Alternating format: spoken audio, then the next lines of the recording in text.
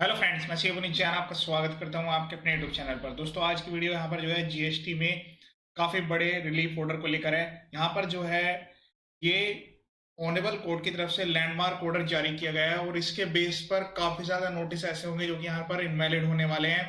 तो वीडियो को पूरा एंड तक देखिएगा और यहाँ पर इस वीडियो को आपको शेयर जरूर करना है। ये जो केस है अपने आप में काफ़ी इंटरेस्टिंग और काफ़ी बड़ा और यूनिक जजमेंट ऑर्डर है। ध्यान से समझिएगा इस केस में क्या हुआ था, पूरे फैक्ट्स आपको समझ में आने वाले हैं। फिर इसके बेस पर आप भी अपने अगर नोटिस के रिप्लाई करने जा रहे हो, अगर आप अपील में जा रहे होंगे तो वहां पर आप भी अपने नोटिस को इनवैलिड करा सकते हैं अगर सेम सिचुएशन होगी। सबसे बड़ी बात है यहाँ पर मल्टीपल ईयर को कवर करता है ये वाला ऑर्डर। तो इसमें 17, 18, 18, 19, 19, 20, 20, 21, 21, 22, 22, 23, 23, 24 सब ईयर को कवर किया गया है। और ये लेटेस्ट अभी फरवरी 2025 में ही पास किया गया है। ठीक है, तो फरवरी 2025 का ये वाला ऑर्डर है। इसकी जो सॉफ्ट कॉपी आप ऑनरेबल कोर्ट की वेबसाइट पर जाकर डायरेक्ट डाउनलोड कर सकते हैं। रिट अपील नंबर से, रिट पिटिशन नंबर से आप इसको डाउनलोड कर पाएंगे। मैंने अपने यूट्यूब चैनल पर ऐसे ऑलरेडी काफी सारे वीडियोज अपलोड किए हैं। इसमें अलग अलग ऑनरेबल कोर्ट की तरफ से काफी सारे ऑर्डर्स जारी किए गए हैं जो कि एसएससी के फेवर में है। इसमें एसएससी को काफी बड़ी रिलीफ डायरेक्ट प्रोवाइड की गई है। 3B 2B mismatch, R1 3 mismatch, उसके अलावा कैंसिल सप्लाई डीलर को लेकर। तो उससे जब आप वो जजमेंट ऑर्डर अपने जब भी आप रिप्लाई कर रहे होंगे, अपील में जा रहे होंगे, वहां पर जब आप उसको मेंशन करेंगे तो उसमें आपके फेवर में केस होने के चांस काफी ज्यादा रहेंगे। यहाँ पर हर टाइप के नोटिस के रिप्लाई भी दिखाए गए हैं। अपील फाइल करना, रेक्टिफिकेशन फाइल करना, हर पॉइंट को लेकर बताया गया है। उनके सभी के ड्राफ्ट फॉर्मेट्स वीडियो के डिस्क्रिप्शन में अवेलेबल है। आप उनको डायरेक्ट डाउनलोड करके मॉडिफाई भी कर सकते हैं। चलिए, इस वाले जजमेंट ऑर्डर में क्या ऐसा यूनिक था। ये 10 पेज का एक ऑर्डर है। तो सबसे पहले मैं आपको इसको यहाँ पर पॉइंट जो है सबसे मेन ये बता देता हूँ। इसमें जो यहाँ पर अब की बार जो अपीलेंट है वो डिपार्टमेंट है, ठीक है, और जो यहाँ पर रेस्पोंडेंट है वो एसएससी है, यानी कि पेटिशनर है। ये ऐसा क्यों हुआ, तो इससे पहले एक पॉइंट है यहाँ पर आप समझिएगा। जो एसएससी है यहाँ पर, उन्होंने यहाँ पर रिट पिटिशन फाइल की और वो रिट पिटिशन एसएससी के फेवर में आ गई। उनकी जो ऑनरेबल कोर्ट की तरफ से वो सिंगल जज जो बेंच थी, उन्होंने ऑर्डर जारी करा एसएससी के फेवर में। उन्होंने ऑर्डर्स जो थे उसको क्वेश कर दिया। अब उस क्वेशिंग को लेकर यहाँ पर जो डिपार्टमेंट है वो यहाँ पर उसको चैलेंज कर रहा है। तो अब की बार जो डिपार्टमेंट है यानी जीएसटी डिपार्टमेंट है वो अपीलेंट है, और जो उसने चैलेंज किया है एसएससी को, उसने चैलेंज किया, इसलिए यहाँ पर एसएससी रेस्पोंडेंट है। तो कंफ्यूज मत होइएगा। एसएससी के फेवर में डिसीजन आ चुका था। वो किस चीज के लिए डिसीजन था, एसएससी के लिए क्या ऑर्डर जारी किया गया था और आप उसका कैसे बेनिफिट ले पाएंगे, यहाँ से आपको काफी क्लियर होने वाला है। तो यहाँ पर ये रिट अपील फाइल की गई डिपार्टमेंट के द्वारा। वो यहाँ पर रिक्वेस्ट कर रहे हैं ऑनरेबल कोर्ट की बिफोर कि सर जो यहाँ पर ऑनरेबल सिंगल जज के द्वारा रिट पिटिशन नंबर दिस में ये जो ऑर्डर जारी किया गया है 28 जनवरी 2025 को, इसको यहाँ पर जो है क्वैश किया जाए। मतलब एसएससी को जो रिलीफ मिली है उसको यहाँ पर क्रॉस किया जा रहा है। डिपार्टमेंट जो है अब यहाँ पर कोर्ट के बिफोर कह रहा है कि जो ऑनरेबल सिंगल जज ने रिट पिटिशन में अपना जजमेंट दिया है उसको ये चैलेंज कर रहे हैं डिपार्टमेंट वाले। लेकिन यहाँ पर भी इनको रिलीफ नहीं मिली है और एसएससी के फेवर में ही ये डिसीजन भी गया है। इनकी जो ये वाली रिट पिटिशन है इसको डिसमिस कर दिया गया और एसएससी के फेवर में डिसीजन है। केस पूरा समझिएगा। ये वैसे तो 74 का केस है, लेकिन आपको हो सकता है 73 का भी हो। सेम फैक्ट्स वहां पर भी काम करने वाले हैं। जो डिपार्टमेंट है उन्होंने यहाँ पर चैलेंज किया है। डिपार्टमेंट मतलब जो रेस्पोंडेंट यानी कि जो एसएससी है उसने चैलेंज किया था 74 के अंडर में। ये पॉइंट नोट करें, 17, 18, 18, 19, 19, 20, 20, 21, 21, 22, 22, 23, 23, 24। यहाँ पर ये 6 साल के लिए 74 में इनको जो है नोटिस जारी कर दिया गया। इसमें टैक्स इंटरेस्ट पेनल्टी लगाई गई थी। मेन ग्राउंड जो एसएससी ने बनाया था वो ये बनाया था कि सिंगल कंसोलिडेट नोटिस जो है वो 6 डिफरेंट ईयर के लिए नहीं जा सकता है। 74 के अंडर में जो प्रोविजंस दिए गए हैं वो इसकी परमिशन नहीं देते हैं। Respondent was produce in that this time for submitting it reply to the show cause notice in respect of each of assessment year. वो कह रहे हैं सर अलग अलग साल के लिए अलग अलग नोटिस जाना चाहिए था ताकि एसएससी को अलग अलग टाइम मिलता और वो अपने रिप्लाई को सबमिट कर पाते। ठीक है, 74-10 के अंडर में जो यहाँ पर ये कहा गया है कि जो भी साल खत्म होने वाला है उससे 6 मंथ पहले नोटिस जाएगा, फिर उसके बाद ऑर्डर जारी होगा।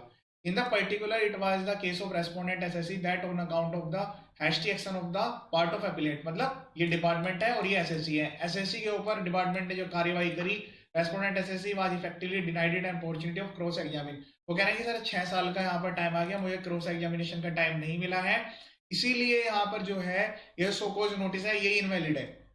द लर्न सिंगल जज, ये ऑनरेबल सिंगल जज ने ये फैक्ट को कंसिडर किया है, वो consider the matter did not deem it necessary to entertain a challenge against the show cause notice on the ground of detain of opportunity to the cross examine witness. In particular, it was noticed that although it was the contention of the respondent that an opportunity for cross examination was not been granted. वो कह रहे हैं कि इनको जो है opportunity मिली नहीं है क्रॉस एग्जामिन करने की, 6 साल एक बार नोटिस भेज दिया. There was nothing on record to assume that there is a procedure contrary to law would be adopted by the appellant. तो कह रहे हैं कि ऐसा यहाँ पर ये डायरेक्टली शो नहीं हो रहा है. इट वाज कि कोई भी प्रोविजन जो है कॉन्ट्रेरी टू द लॉ है. 74 प्रॉपर्ली लगाया है. It was also observe that if an opportunity, ये ऑब्जर्व किया जा रहा है कि अगर इनको क्रॉस एग्जामिनेशन की अपॉर्चुनिटी दी जाती तो जो मैटर है वो प्रॉपर अथॉरिटी के बिफोर ये सही तरीके से एजुकेट हो जाता. लर्न जज however found force in contention of the respondent SSC that assuming composite order, जो कंपोजिट ऑर्डर इन्होंने भेजा है वो गलत है. Would prejudice the respondent SSC in relation to its contention for those assessment year where the time limit prescribed. वो कह रहा है 74 के टाइम के अंडर में जब स्पेशली टाइम लिमिट प्रोवाइड की गई है जो कि अभी एक्सपायर ही नहीं हुई, would not expire by the 7th of Feb 2025, वगैरह 7 Feb 2025 में एक्सपायर होगी ऑर्डर जारी करने की. पहले साल की डेट 17-18 की डेट जो है ये तो 17-18 के लिए लास्ट डेट है. अभी तो 18, 19, 19, 20, 20, 21, 21, 22, 22, 23, 23, 24 सबके लिए अलग अलग टाइम आपके पास है. ऐसे एसएससी के पास भी टाइम है. वो अपने एसएससी जो भी होंगे, जो एसएससी है वो भी अपने प्रॉपर्ली रिप्लाई को सबमिट करेगा. तो टाइम लिमिट तो आप प्रोवाइड करो. केवल 17-18 के लिए ही तो ये डेट है, लास्ट डेट है ऑर्डर जारी करने की.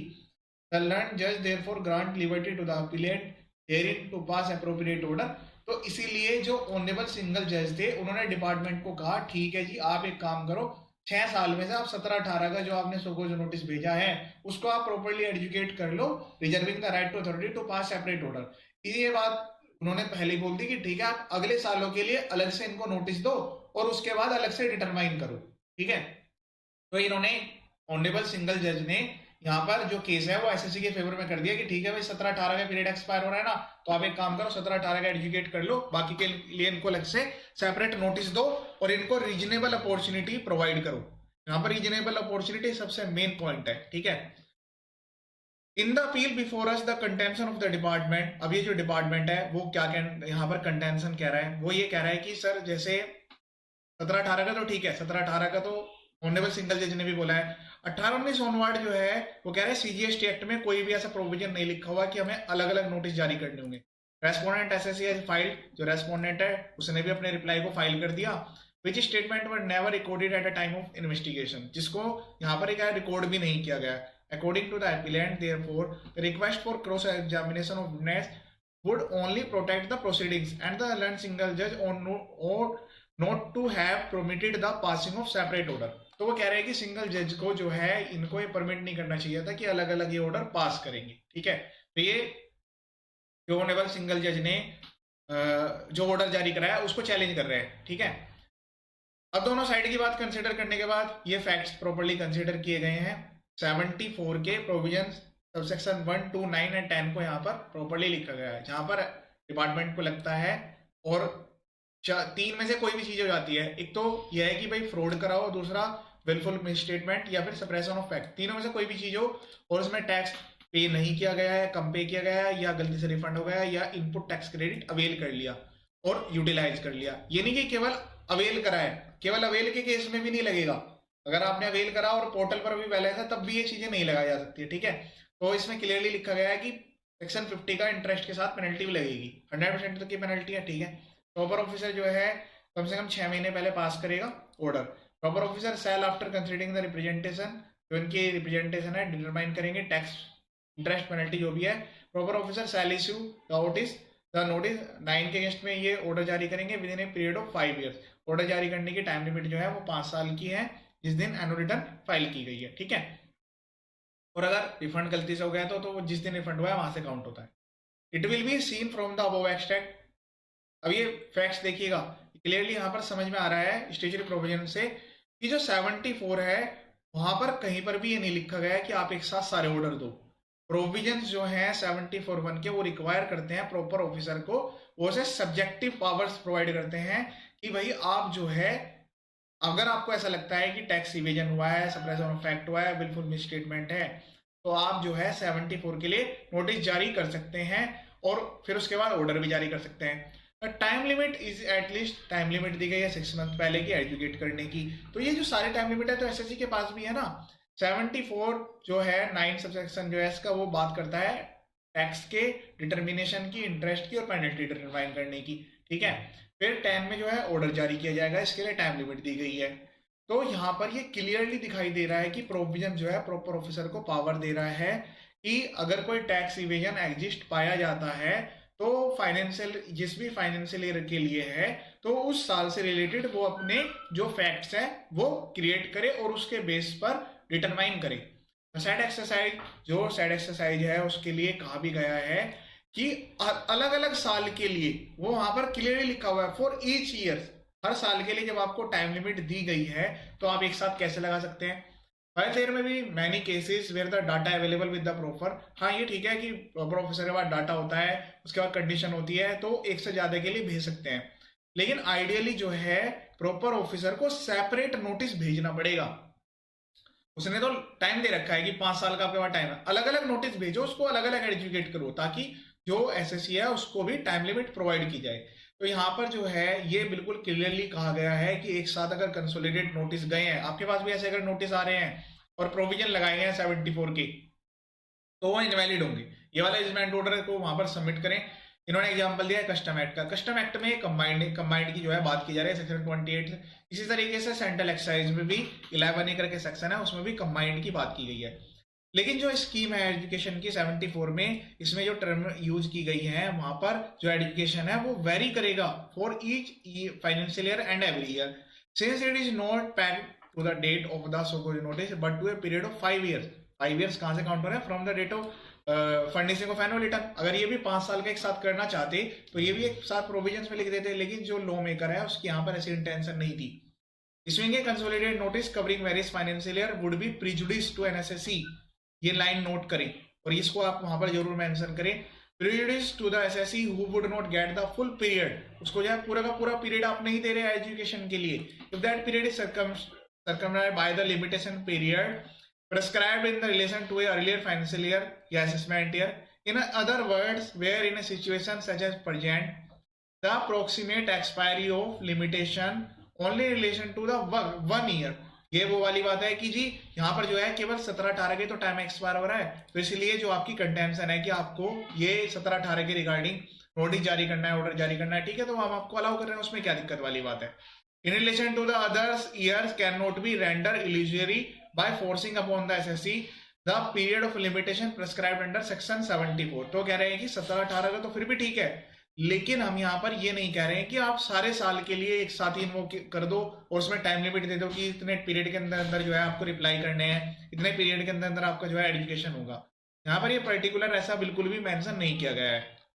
The statutory period available for an SSC to put forth its contention against the so-called notice is an effective manner, cannot be curtailed by an unnecessary act।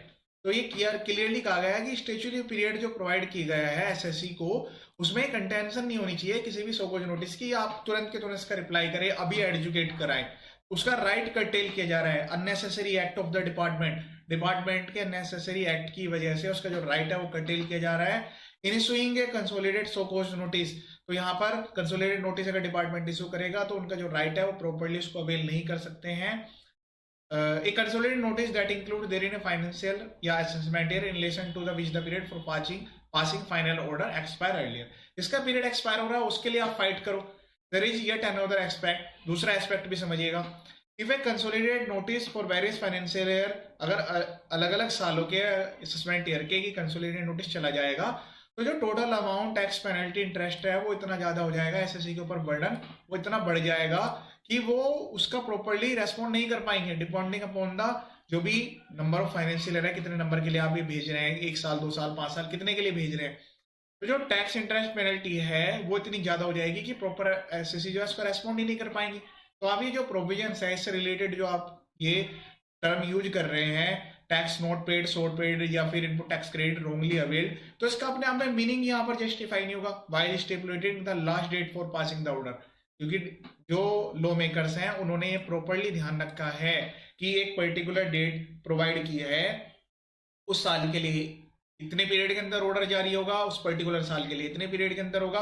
तो आप ये जबरदस्ती कैसे कर सकते हैं किसी भी एसएससी के साथ। A consolidated notice would also result in consolidated education order। Consolidate notice की वजह से कंसोलिडेट एजुकेटिंग ऑर्डर आएगा जिसमें अलग अलग साल कवर होंगे। और ये ऐसा भी हो सकता है कि जहां पर एसएससी के एडवर्स में हो, the fee pre deposit required to be paid by an SSC for preferring an statutory appeal would also be higher. तो ये क्लियरली मेंशन किया गया है कि अगर किसी एसएससी के अगेंस्ट में ये एक साथ ऑर्डर जारी कर देंगे तो वो अगर अपील में जाना चाहेगा तो अपील कैसे फाइल करेगा, वहां पर प्री डिपोजिट की रिक्वायरमेंट आएगी। तो जो स्कीम और स्टेचुरी प्रोविजंस हैं उनका वायलेशन है direct. To adhere to the principle of fair and taxation already decided judgement order है, उसको यहाँ पर मेंशन किया गया है। और जो डिपार्टमेंट ने अपील करी थी कि सिंगल जज, ऑनरेबल सिंगल जज के जजमेंट को नल एंड वॉइड कर दिया जाए, उसको यहाँ पर डिसमिस कर दिया गया है। We therefore see no reason to interfere with the impunged judgment of the land single judge for the reason stated therein supplemented by reasons of the judgment we dismiss the writ appeal। तो department की appeal को यहाँ पर reject कर दिया गया है। SSC को जो ऑनरेबल सिंगल जज ने जजमेंट दिया था वही कंटिन्यू रहेगा, वो वैलिड रहेगा। यहाँ पर जो है ऑनरेबल केरला हाईकोर्ट ने इसको कंफर्म किया है और ये काफी बड़ा रिलीफ वाला लैंडमार्क ऑर्डर है। तो आप अपने रिप्लाई में इसको जरूर मेंशन करेंगे, जहां पर 4 से 5 साल का नोटिस आ रहा है एक साथ ही, और 74 के अंडर में आपको यहाँ पर जबरदस्ती की जा रही है। इसी तरीके से अगर अपील में जाना चाहते हैं, किसी का ऑर्डर पास हो गया वो अब यहाँ पर लेट इस चीज को मेंशन कर रहा है, तो उसमें यहाँ पर जरूर मेंशन करें ताकि अपील में आपको रिलैक्सेशन मिले। आपका जो एजुकेशन है वो अलग अलग साल के लिए अलग अलग हो। तो ये था लेटेस्ट जजमेंट ऑर्डर। इसके अलावा जो अदर वीडियो है वो भी आप एक बार देख लीजिएगा। चैनल के पर्पज फुल्ली एजुकेशनल है, वीडियोज को शेयर जरूर करें ताकि सभी के पास ये वीडियो चला जाए। ये वीडियो देखने के लिए थैंक